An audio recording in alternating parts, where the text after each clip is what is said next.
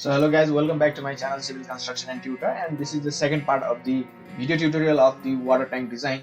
So in this video we'll continue to the previous part. So in the first part we checked for the stability and we did the modeling of the structure. Now we'll go for the analysis part. So firstly, let us check the load patterns that we defined earlier. So we just defined the name only. So now we have to change this, that is we have to modify the earthquake load, and here we'll select user coefficient. So we'll not select directly IS code or any other code, we'll do user coefficient and we'll then modify this and we'll modify the load pattern. So this is for EQX, so obviously it will be global X direction only. Eccentricity ratio as per IS code it is 0.05, that is 5%. And base shear coefficient, basically this is ZIS divided by 2GR. So being in the seismic zone 5 region, so the value of Z will be 0.36. Importance factor, as it is an important structure, so 1.5.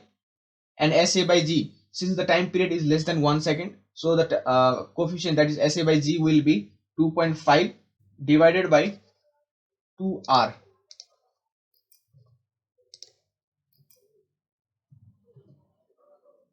Two into response reduction factor, so this is the RC shear wall, so we'll take 4.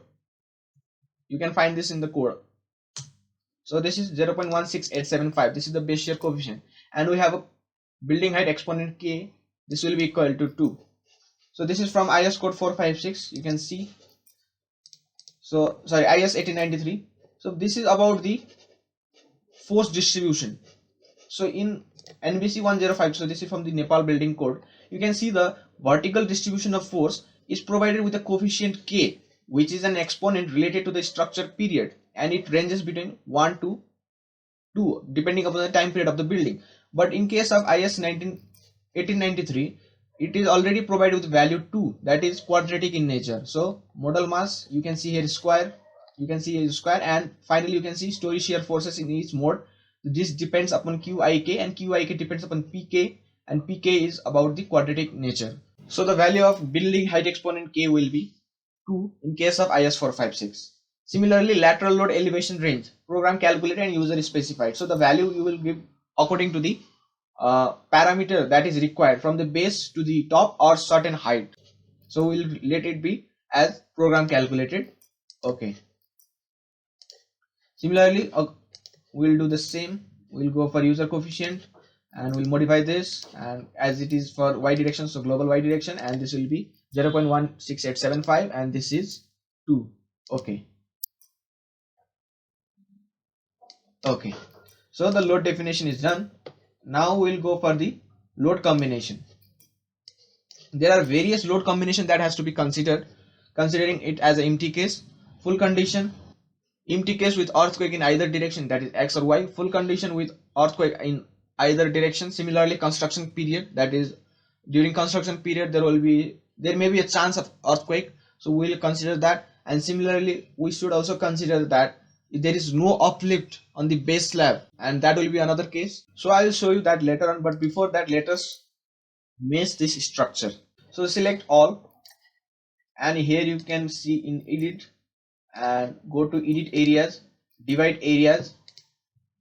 The main thing we have to consider is that there should be node to node connection between mesh, else the analysis result will be little bit tedious, or it will be little bit haphazard, as it won't be accurate or approximate as we are expecting. So we have to give a little bit care while meshing the structure.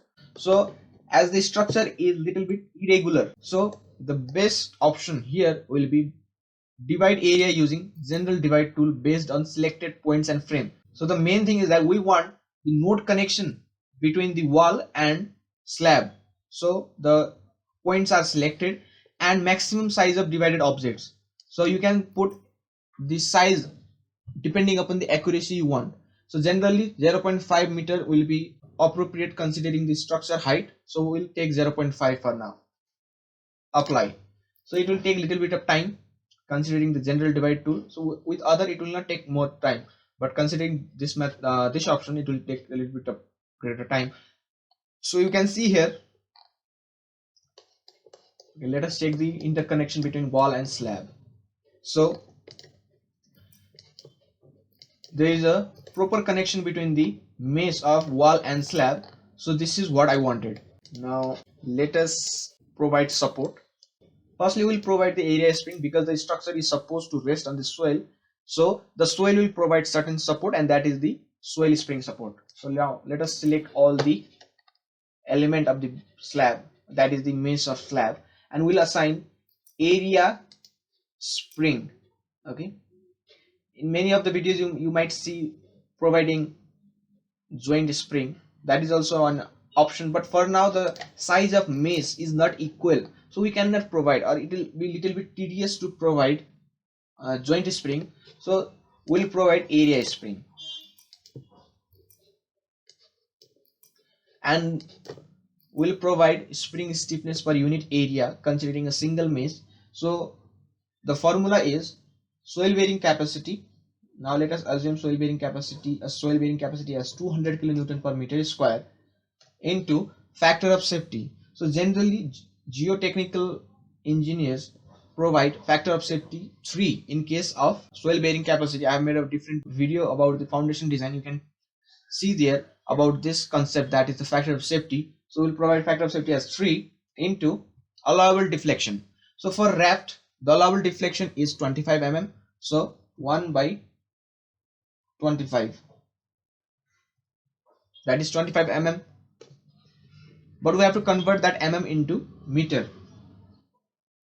So multiplying that by 1000, that is converting into meter. The mm value was in denominator, so while converting that into meter it will be into 1000. So 24,000 kilonewton per meter square. So this is the area spring, area object face. So now let us see in 3D. As I said, the red color indicates top, and the other color, that is either that is gray or magenta, that represents bottom. So for now the area object will be top because the swell or the spring is to be assigned in this face. So top and inward, so from top face to bottom face, that means inward, and this will be compression only because swell doesn't provide tension support, that is only provide resistance against compression. Apply. So area spring has been assigned to the base slab. Now we'll provide support at the edges to make the structure stable. So now let me run without any load combination defined, but we'll just check for the date, and you will see that the program itself suggests, or it detects error in the analysis. Okay, now let us run.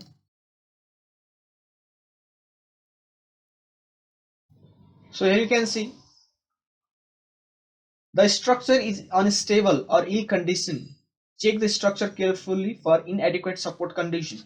The structure is unstable along the x and y direction, so we have to provide support to restrain the translation along x and y. So we have to provide adequate support. So now let us unlock this model, and we'll provide support at the edges to make the structure stable. Let us go to the plan view. Let us select the edges. So if we divide into greater number of meshes, so this will be little bit tedious to select the edges.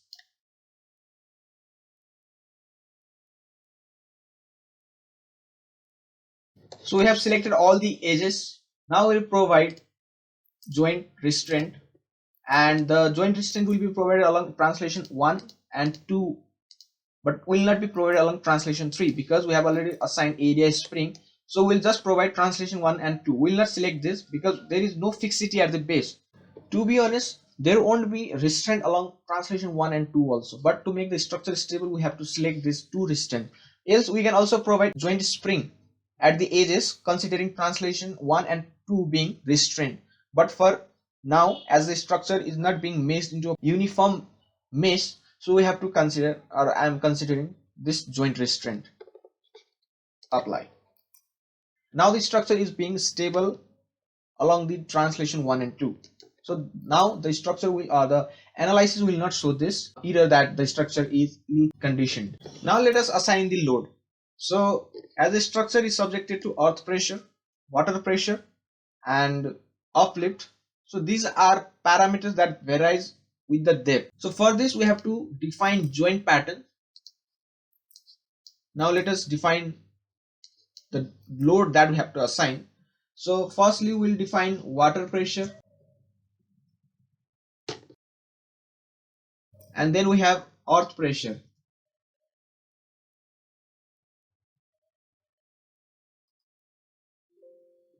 Okay, dynamic water pressure, because it will be triangular in nature, so we have to apply this through joint pattern method. Add new. Okay, now as we have defined joint pattern, now we are able to assign non-uniform load to the surface. So considering this as the elevation of the structure, so you can see that if we assume that the water pressure is up to this height, okay,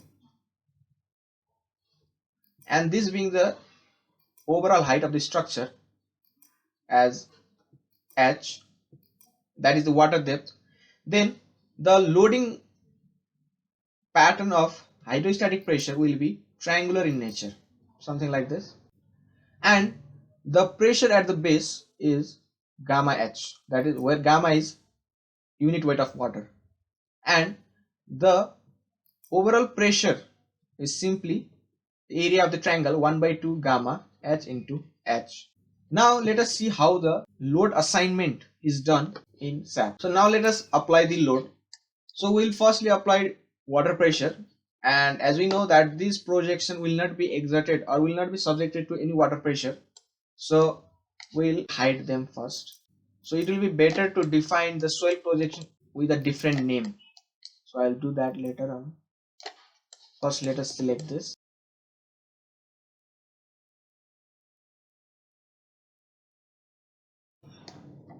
Okay, we will assign this with a different section so that it will be easier to select and deselect them. So go to area section and let us add copy of the section 1.4. So we'll slab projection.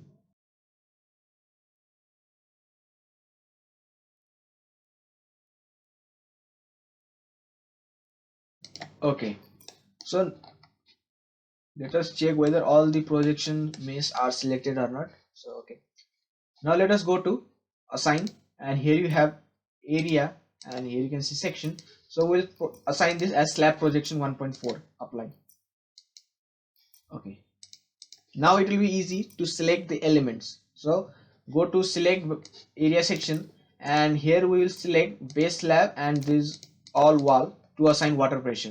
We can also say hydrostatic pressure, and source selection only. So you can see the slab and the wall element which will be subjected to hydrostatic pressure are only selected for now.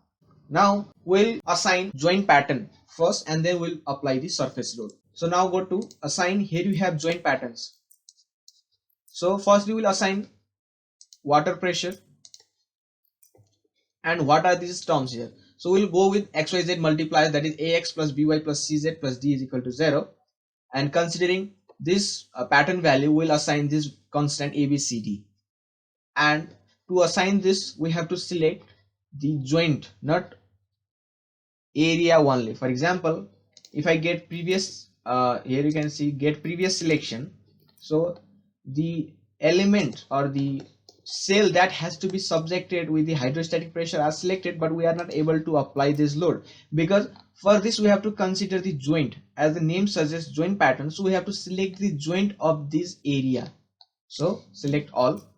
Now you can see we are getting the option to apply, and you might think that we are only required to apply water load to a certain depth, that is we are required to provide certain freeboard, that is, let us see in the figure also. So the water load has to be applied to the level 1637.17, while the top level of the structure is 1639.17, but we have selected all the joint. So we have an option here to use either all values, or we can make 0 negative values, or we can make 0 positive values. So if we follow the loading pattern, that is hydrostatic pressure, so if we are up to considering this as a freeboard,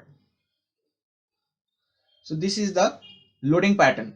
So beyond this point the value is negative, that is at this point the force will be 0, and at this point it will be maximum, and beyond this point it will be 0. So we can simply select 0 negative values, so it will automatically make the values 0 if the value comes to be negative.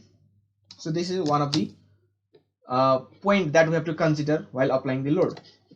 So we'll keep this as 0 negative values. Now what are these terms ABCD?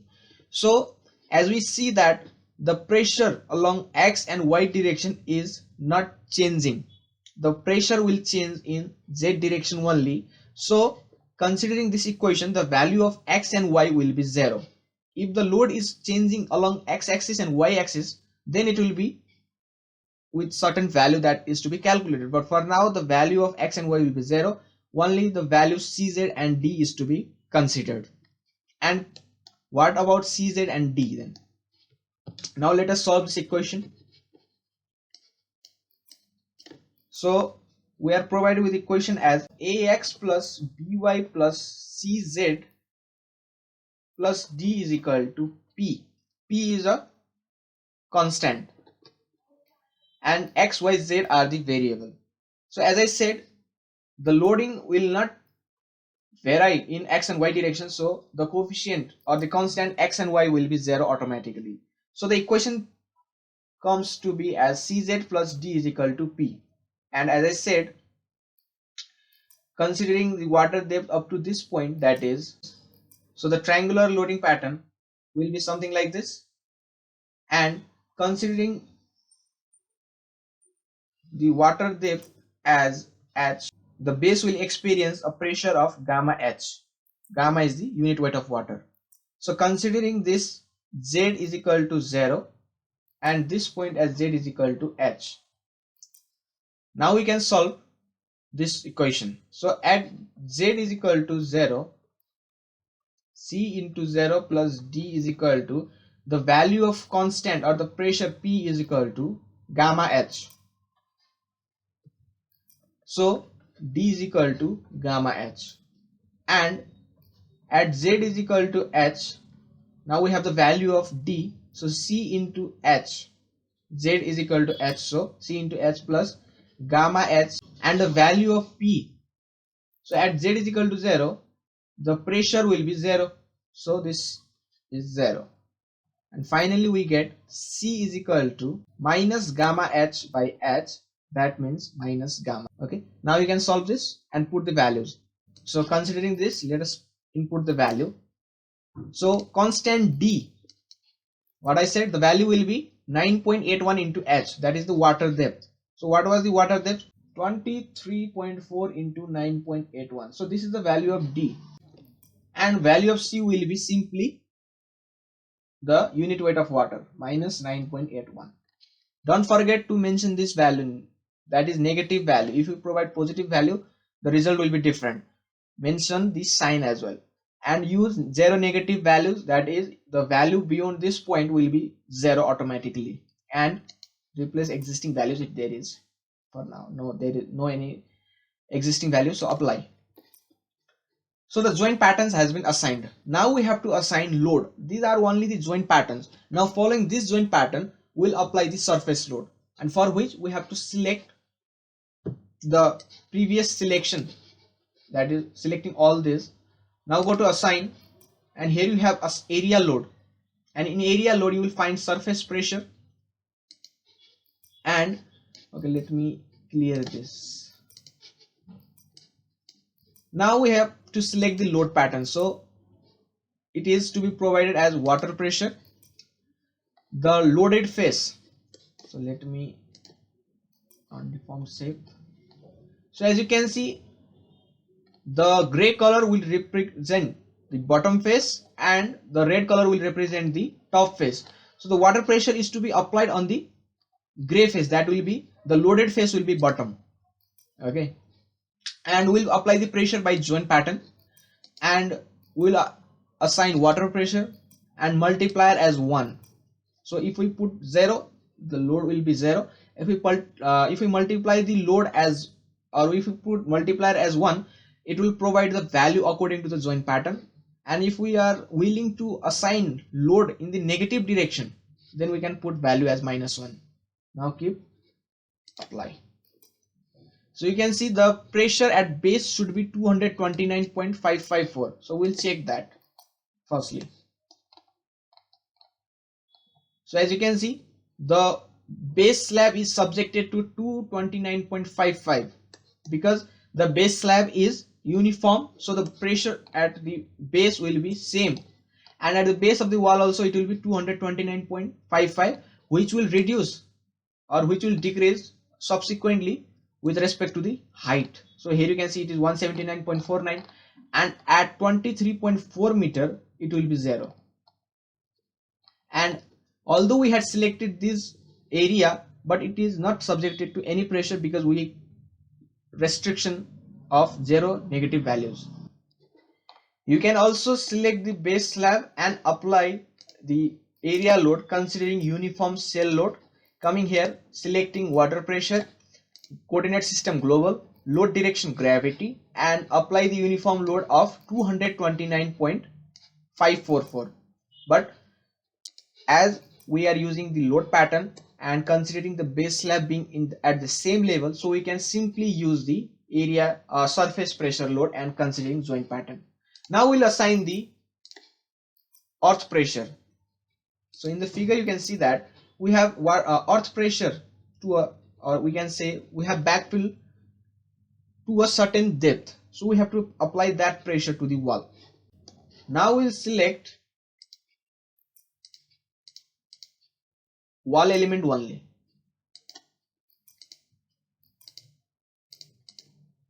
and I don't, okay, let us select all. Now let us select with joint as well. So now go to assign area load, and here we have joint pattern, sorry, and we'll select earth pressure. So the height up to which the backfill is provided is 7.1 from the base into, that is the height, as I said, gamma into h. So while assigning the swell pressure, it is somehow same, but we have to introduce a new term here, that is coefficient of earth pressure. And considering the backfill height as h, the base pressure will be k, that is coefficient, either it can be active, rest, or passive, unit weight of swell into height. And considering that the structure is surrounded by backfill on either side, that is on either face, so we'll assume rest condition, because we assume that the backfill will be, or the pressure will be applied uniformly throughout the surface, considering that the structure will be stable, because we have already checked for the stability. So the structure is to be designed as a stable structure, but in case if the structure is subjected to backfill from only one face, then we can go for active condition because it will try to overturn the structure. But in case of the structure being surrounded by swell pressure on either side, we will consider rest condition. So we have to consider this term k, that is coefficient. Now let us apply the load. So the value of D will be k naught into gamma s into h. So pressure coefficient will take as 0.5 into, considering saturated swell condition, because we are considering uplift force as well, so 19 as the unit weight of saturated swell, height 7.1, 67.45, and what will be the value of C? So if we remember the value of C, it was simply minus D divided by H. That means we have to divide the value of D by the height of the force that we are considering. So it will be minus 67.45 divided by 7.1. So this is the value of C. Don't forget to put negative sign. Use this, that is 0 negative values. Apply and check the joint pattern name. Apply. Okay. Now get previous selection, or we can also select all this like this, and we'll go to assign. Here we have area load, surface pressure, now it is earth pressure, and we'll apply top because earth pressure is to be applied from the outer face, so it will be top as the red color indicates top face. We have earth pressure as the joint pattern, apply. So you can see now the earth pressure being subjected from the outer face like this.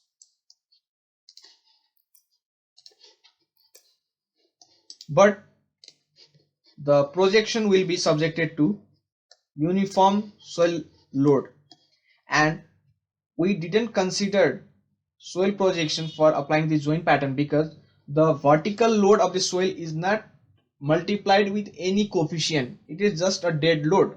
In case of the water, we selected the wall and slab together because there is no any coefficient. The base pressure will be same for wall as well as the slab, but in case of earth pressure, the wall is subjected to an active condition or rest condition or passive condition, but for the slab it is simply a dead load. So now we can just select the projection and we'll apply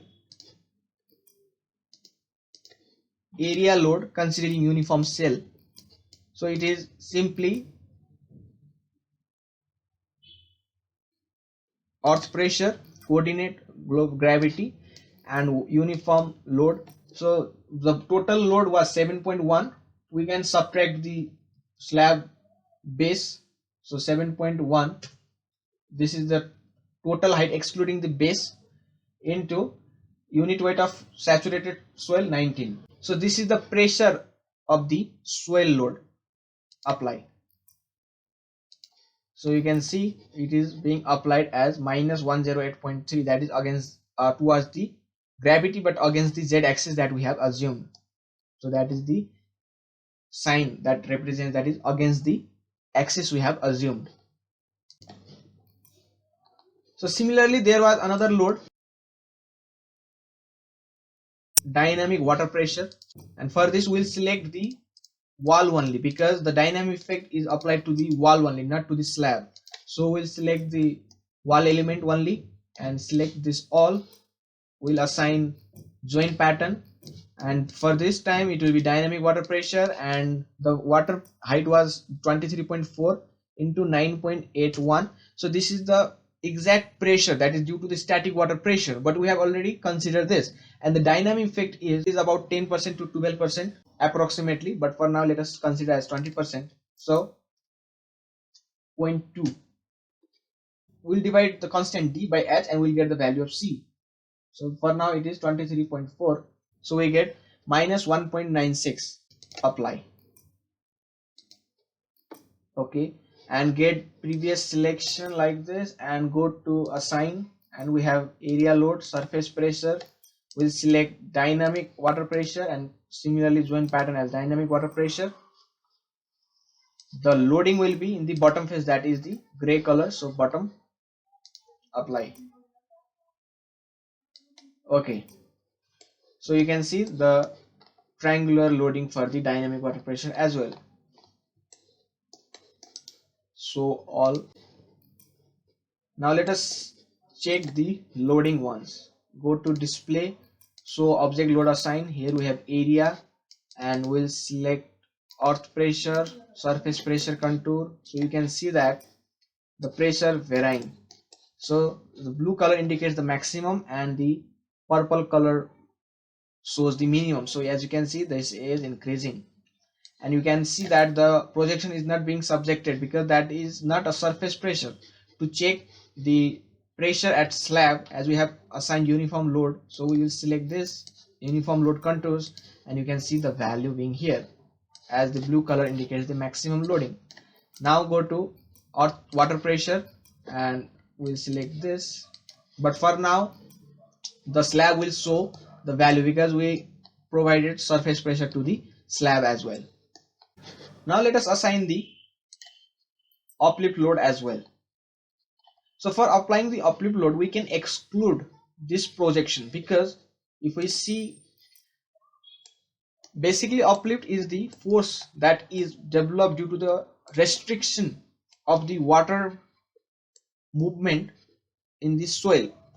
So the slab here will provide complete restriction because the water pressure cannot be released as there is no any allowance. But in case of this, the water can simply move in this direction and the water pressure will be released. That is, certain uplift force will be applied in this projection, but in comparison to this slab, I think the effect will be less significant to this. So I'll apply to the main, that is base slab only. So base slab, select, assign area load, will assign uniform cell, and the pressure will be simply 7.1 was the backfill height, so we'll consider that saturated condition, 9.81, and a certain release in the uplift pressure, so we'll consider only 85%. That is, the water table may not rise up to the maximum swell height, so we'll provide certain release for the uplift pressure. So select uplift, apply. As there could be presence of surface drainage or subsurface drainage, so we can reduce the uplift pressure in the direction of gravity, so the uplift force should be negative. So load assignment is done.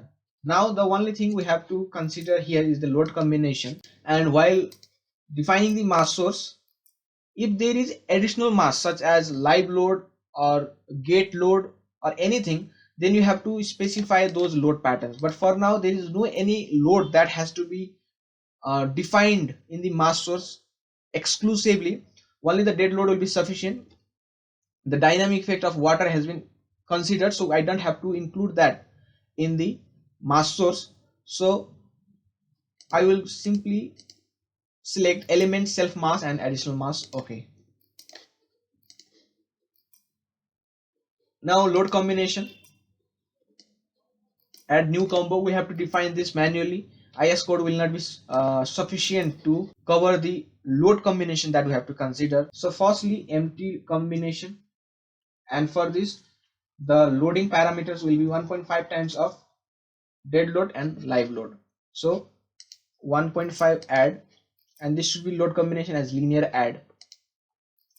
Earth pressure in the empty case, if there is any live load, then that will be similarly uplift load. So these are the load combination that will act in the empty case.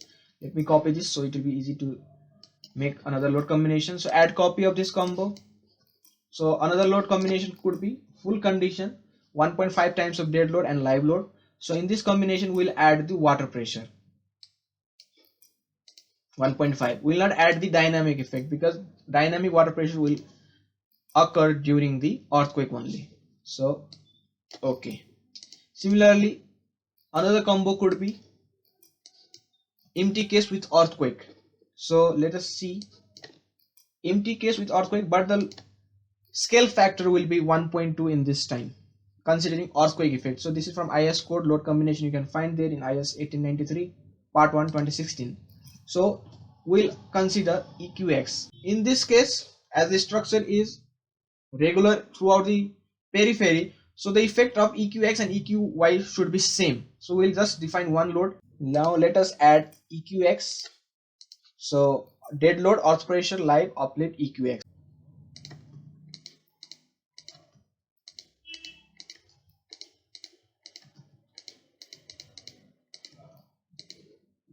Similarly, add a copy of combo, and this will be full case, or we can also say as empty case, because we have to consider the negative direction of earthquake, because earthquake loading can be in either direction.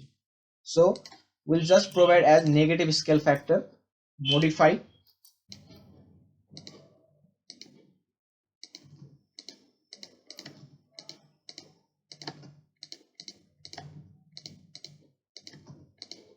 and other things will be same. Okay, and now add copy of this combo, and we'll make this as a full case because earthquake may occur during the full combination or the full case. So this will be EQX. So let me add water pressure here because it was for empty case. So full condition of earthquake, oh sorry, scale factor will be 1.2, sorry,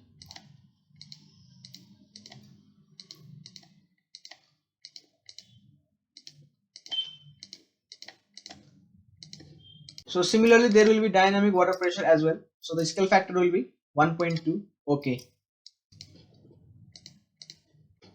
Similarly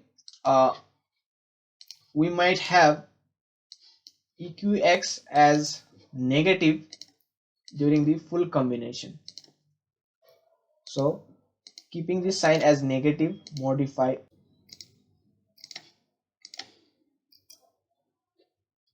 There will be no change in the sign convention for the dynamic water pressure. Okay. And we might see that there is no any uplift pressure. So in that case the slab will be subjected to more critical case because there is no any support from the base, because uplift will provide certain kind of support in response to the water pressure. So we'll consider that there is no uplift force, or we can simply delete this. And similarly there is one case that we have to consider, that is the construction period.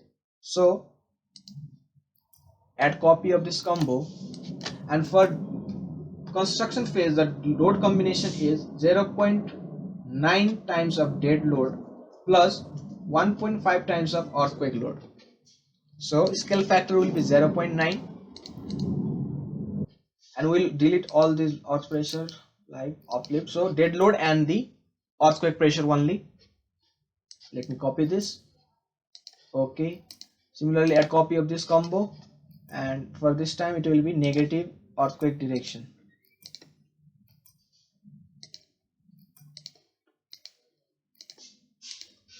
.5. So for now the structure is regular throughout or symmetric in either axis, so I have just considered EQX only. But if the structure is irregular, then we have to consider EQ as well. Now we'll create one of the combo. Sorry.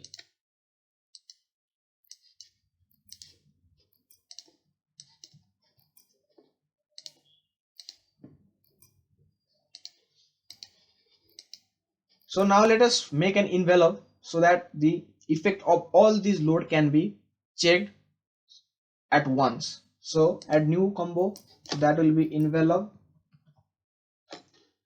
For now this will be load combination type as envelope. So if we select linear add, then it will add up all these load combination, but for now we are selecting envelope, so it should be add, and the scale factor will be 1. Add, we'll add all these load combination that we have defined here.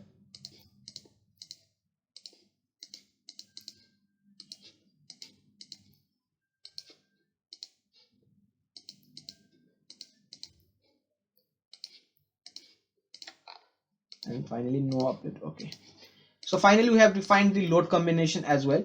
So if we see in the drawing, there was an opening. So the size of opening is about 2.5 meter, and it is a circular type of opening, but it is a little bit tedious to create a circular opening. So we'll just remove the mesh in order to make a opening of 2.5 by 2.5. That is approximate modeling. So we'll select from the middle.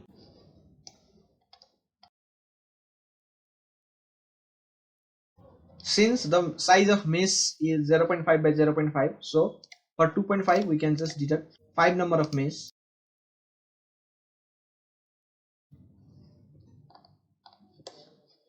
So the modeling is done and load assignment is also completed. Now we can go to the design, that is the analysis part. So now let us run. So this is the deformed shape under dead load. Now firstly we'll check the deflection, and then we'll go to the reinforcement calculation. So go to this, so deformed shape, and you can also check whether the structure is stable or not by just checking the time period of the structure. So apply, and you can see here the time period is about 0.427. So that is, the structure is stable considering that the time period is realistic. Now let us check the deflection. So firstly we'll check for wall, and then we'll check for the slab. And for wall we'll check for the direction EQX and EQY, and the criteria or the permissible range is length by 250, that is 0.04 times story height. So the structure height we have as, okay, let us check here. So it is 25.4. So the allowable deflection is h by 250. So this is in meter, converting this into mm. So 101.6, this is the permissible deflection. So now let us apply display contour on objects. So it should be ux. Okay, we'll just go to, okay, ux, apply, and the maximum deflection, let us change this into mm. We get this as 29.127, which will be at the top. So the deflection is within the permissible range. And if we do EQI, and it will be same, because the structure is regular or it is symmetric. And for slab we'll check for the service combination. So let us define one load combination extra. So here you can do as copy and will be deflection. So the only difference will be that the scale factor will be 1, because the deflection criteria is done for limited state of serviceability and which is done for unscaled or unfactored values. Okay, we can just remove uplift. Now let us check for deflection, and keeping this as UZ. So the maximum deflection here is 13.907, and we have allowable deflection for slab as 25 mm. So the deflection check is done, that is okay. Now let us go for the analysis part, and for which we'll design slab and wall. And basically for slab we'll be designing it as a flexural member, and for wall we'll check whether it is a flexural member or compressive member. So for this we'll be using IS code 456/2000, and here you can go to display and show stress or force and select cells, and we have different parameters over here. So as I said, we'll design slab as a flexural member, so we have to consider moment and shear forces. We'll not consider axial force, and we'll design considering envelope, as I've already discussed previously about the envelope. So let us go to M11. And what is M11? So basically 1, 2 and 3, this represents the local axis. Let me turn on the local axis first. Let us go to general view, standard, and keeping this as a local axis, apply. Here you can see that each element or each mesh or each cell element is provided with its own local axis. XYZ here represents global axis. Similarly 1, 2, 3 represents local axis. Red color means local axis 1, green color means local axis 2, and the axis that is normal to the surface of this cell is local axis 3, which is represented by a blue color. So 1, 2 and 3. Similarly in wall, local axis 1, 2 and 3. Now we have value M11, M22. So basically this means moment about axis 1 and moment about axis 2. So the reinforcement provided in order to resist these moments shall be provided parallel to this axis respectively. So if I am trying, or if I have calculated reinforcement for a particular moment M11, then that reinforcement will be provided parallel to local axis 1, and similarly for moment 22 the reinforcement will be provided parallel to local axis 22. And using IS 456/2000 we can compute the reinforcement and depth considering the bending moment.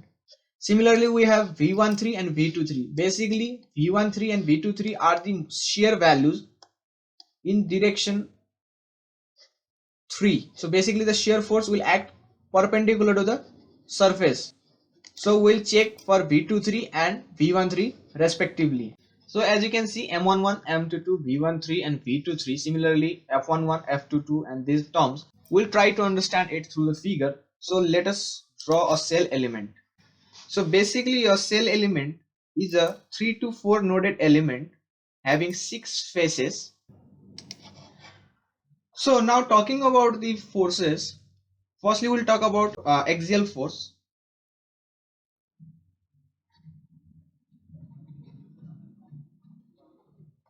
And for axial force we had F11, F22 and F12.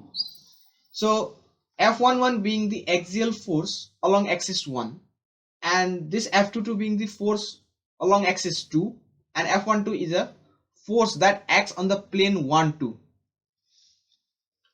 Now as I said, F11 being force along direction 1, so from this face it will act in this direction. So this is F1, that is along axis 1, and it will be F1 in this direction as well, but in another direction. Either that can be compressive or tension. Similarly, along axis 2 it will be F2, and in this direction it will be negative or in opposite direction, so this will be F2. So and F12 being in this this is also known as shear plane, that the force acts on the shear plane, F12. Now another we had is about shear force V12 and V23. But before that, let me make you clear about moment M11 and M22. So let us take this axis and along this direction. So M11 basically means moment about axis 1. So considering this face, so the moment in this way will be moment M1, that is moment along axis 1. Similarly, moment along axis 2 is M2. Now what will be the rebar placement then? Arrangement of rebar. As I said, the rebar provided to resist M11 will be placed along axis 1, and moment rebar provided to resist M2 will be provided parallel to direction 2. So now let us place the rebar. So we are representing one as red, so let me take one color red, and I will provide the bar. As I said, it will be parallel to axis 1.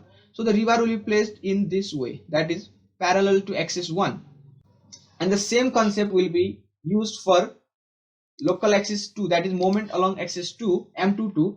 The rebar will be placed parallel to axis 2, so the rebar will be placed in this direction. As we know that the shear strength of concrete depends upon the percentage of area of steel in the concrete. So we have a rebar in two direction, and we also have shear force in two direction. So which of the rebar will help to counteract the shear force? So as you can see, V13 is the shear force along the plane 1-3, and V23 is the shear force along the plane 2-3. And for resisting the shear force, the bar should be perpendicular to the plane. And if we see V13, the bar perpendicular to the plane 1-3 is the second, that is bar along axis 2. And similarly for V23, the bar perpendicular to the plane 2-3 is the bar in direction 1. So for resisting V13, bar along direction 2-2 is responsible, and similarly for V23, bar along direction 1-1 is responsible for resisting that shear force. So for the design part, we will be using IS 456-2000, and the depth and the reinforcement will be governed by bending moment and shear force. So firstly, let us talk about the moment, and we'll calculate the shear force. So generally the size of the section is determined by the shear force rather than the bending moment in case of such big structures. And for calculation of reinforcement, we'll be using this formula from Annex G of IS 456-2000. So considering that the section is under reinforced, so we'll be using this formula. We can get the value of mu from either M11 or M22, and we'll be using Fe500 steel, so Fy is equal to 500, that is yield stress of steel, and this is to be computed AST. This is the effective depth, which is simply equal to the section of size. For now, if we assume D as the section size, minus clear cover minus diameter of bar divided by 2, this will give the effective depth. Similarly, B is the width of the section, so we'll be considering unit width of section, so it will be 1000. D, as we have already discussed this, and FCK will be considering 25 grade of concrete, so it is 25, that is compressive strength of concrete. So in this way we can compute area of steel, and we'll check with the minimum criteria, that is one is minimum area of steel, which is 0.12% of BD, that is gross area. So we'll check with 0.12 percentage of gross area, and similarly we'll also check with the minimum area of flexural reinforcement if it is a flexural element, which is basically equal to 0.85 of BD by Fy. So these are terms I have already discussed. So we'll compare with these two value and see, and we'll take the maximum area of reinforcement. And here for section greater than 500 mm, the gross area is computed as B into 500. I hope you got my point. So if the overall depth is 1.4 meter for now, that is the slab depth, we will not consider the value of D, or the gross area is not computed with respect to this. If we consider this depth, the area of reinforcement will come very unfeasible, that is very uneconomical. So according to IS 3370, if the section depth is greater than 500 mm, then the minimum reinforcement of area shall be computed as B into 500. This is for structure that is embedded into concrete, because this is temperature reinforcement. So if the structure is within the soil, there is no fluctuation of temperature, so it is not necessary to consider the overall depth. Section up to 500 mm is sufficient. So we'll compare all these values and we'll take the maximum area of reinforcement. And considering earthquake reversal effect, as we will design a singly reinforcement section, so don't get confused, we are designing the cell element as a singly reinforced section. So if this is the overall depth of the section, so we have designed this part or either this part, but we will provide the same reinforcement on the other face considering earthquake reversal effect. So the reinforcement provided at the inner face will be provided for the outer face as well. So in this way we will compute the area of steel for both direction, that is along axis 1 and axis 2. Now we'll compare this and we'll check for the shear force as well. For shear force we have to use another code, SP 16-1980 design aid, or you can also use the IS 456 from this table.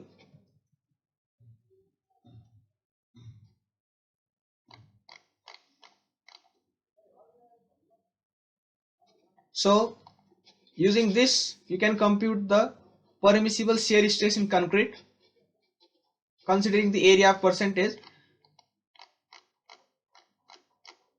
or you can simply use this equation and compute the shear stress of concrete. So it depends upon grade of steel and area of steel. So BW, this is simply width of the section, so you can compute this beta and PT, and you can compute tau C, that is design shear strength. So using this all equations, I have prepared an Excel sheet design of the section. So we'll input the moment and shear force. As I said, M11 and V23 are interconnected with respect to the arrangement of rebar. Similarly, we'll provide diameter of bar, and as I said, we'll check the area of reinforcement, that is the area of reinforcement required from the moment. This is area of steel required from moment. This is the minimum area of steel, 0.12% of BD. As I said, we'll take either 500 or the section size if it is less than 500. And minimum area of flexural reinforcement, 0.85 BD into F by Fy. So this comes as 2278 for now. And we'll take the maximum of these values and we'll compute the spacing required, and we'll provide the spacing according to it. And as I said, this is for the inner face, and the same arrangement of rebar will be provided for the outer face considering the earthquake reversal effect. As I said, we'll compute the shear strength of concrete and we'll compare with the shear force at that particular section and check whether it is safe or not.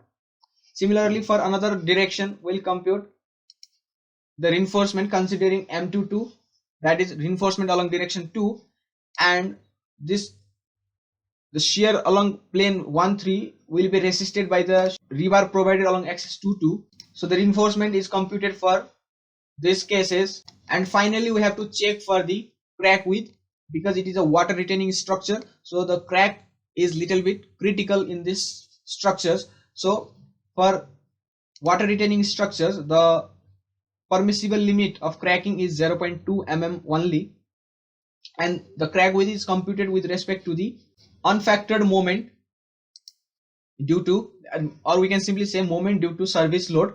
We'll take the maximum moment M11 and M22 and we'll check for it. I have made a separate video for crack width calculation. You can find it. It will be a little bit longer if I explain all these parameters again. So in this way we'll design the slab. Now let us go to the design part. So firstly we'll check M11. Okay, we also have envelope max and envelope minimum. So what is this? I will show you later on. Now let us go to M11 first. So apply. So this is the bending moment contour for M11. So you can see different values, and we also have contour range. So the blue color indicates the maximum one. So let us see where the maximum value lies. So this maximum value is at the mid.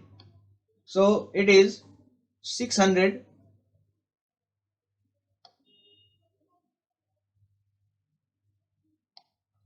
So we can understand the value to be as maximum to be as 610, nearly 610. So this is resultant M11 diagram envelope max. Now let us check for envelope minimum, and then we'll understand what is max and min. The bending moment contour changed. So the maximum moment now lies at the periphery of wall. So what does envelope max and envelope min indicate? So now let us take MT 1.2 dead load live load EQX. So here you can see that the maximum value is 623 and minimum value is 844, and this is for EQX positive. Now we'll check for minus EQX. Then the value changes depending upon the direction of earthquake load. So that is to be represented by envelope max and envelope minimum. So to understand, you can simply say this will give the maximum positive value for a particular force, and envelope minimum will give the maximum negative value.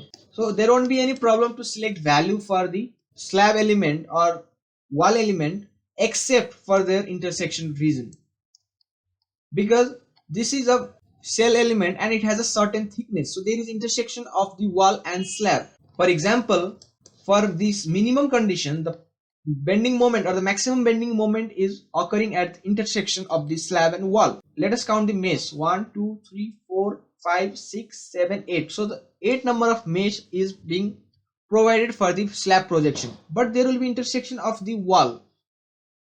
Let me show you with the extruded view and you will understand this a little bit more.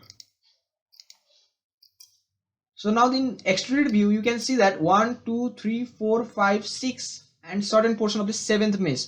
So there is intersection of the slab and wall mesh. The depth of the section will be maximum.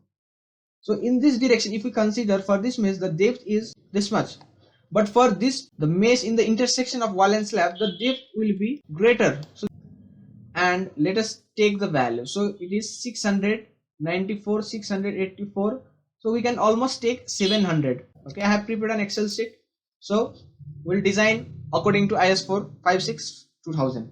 M11 we found this to be as 700. Now shear force at the critical section V23. Let us calculate this. We'll check for envelope max and envelope minimum, this two as well. So we'll not consider this value, we'll directly come to this taking the offset.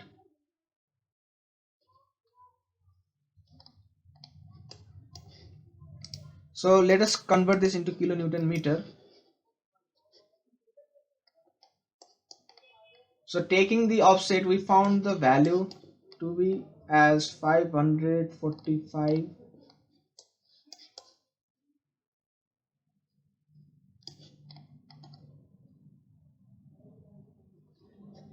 Now let us check for envelope max as well. So the maximum value we found as 545 for envelope minimum.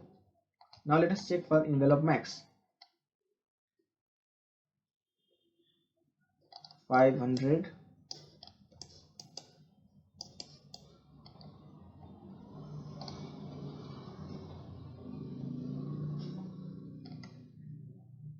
But in this case we don't have any offset because this is a pure opening, so we have to consider this, and we found this value to be as 665. Okay, 670 as envelope max. Let us check for envelope minimum again.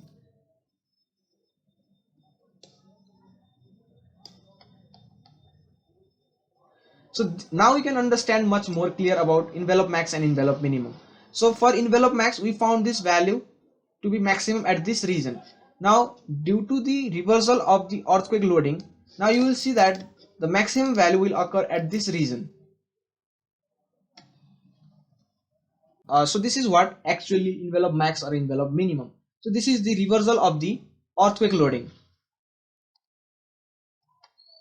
So 670. So similarly M22 taking an offset, so we find this value to be as 398. So moment at critical section from SAP M22 is, or we can simply take 394. So 400 is approximate value. Similarly V13 for envelope minimum, this is 538 at this region.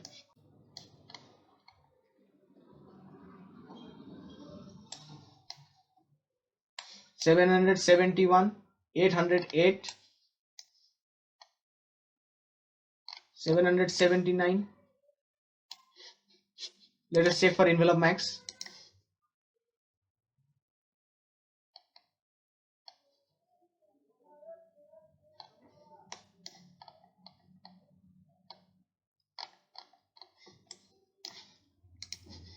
So 808.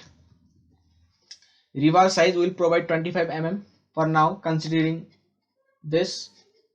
So we don't have minimum area of flexural reinforcement for this direction because the moment at this direction is governing. And for shear strength, the shear strength considering 25 mm bar at 100 mm spacing is only 750.4. So we have to increase the section size. Let us increase the section size to 1500 mm. It is not safe yet. We can increase up to 1600. So at 1600 mm the shear criteria is satisfied, considering that shear strength of critical section is 816.2 and shear strength or the shear force acting was 808 kilonewton. But it is not advisable to consider the area of reinforcement by the shear value. Rather than we can increase the section size, or we can also provide shear stirrups or shear bar in forms of shear in slab to resist the shear force. Similarly in x-axis, that is direction 1, let us provide 25 mm. It is better to provide same reinforcement on either face, that is top and bottom. So 25 mm bar at 100 mm spacing, so it will be okay. And similarly the shear, the crack width is minus 0. If the value is less than 0, it is okay, there is no need to check. If the value is greater than 0.2 mm considering a water retaining structure, then the reinforcement, or we can say the size of the concrete section shall be increased. So in this way the slab is designed.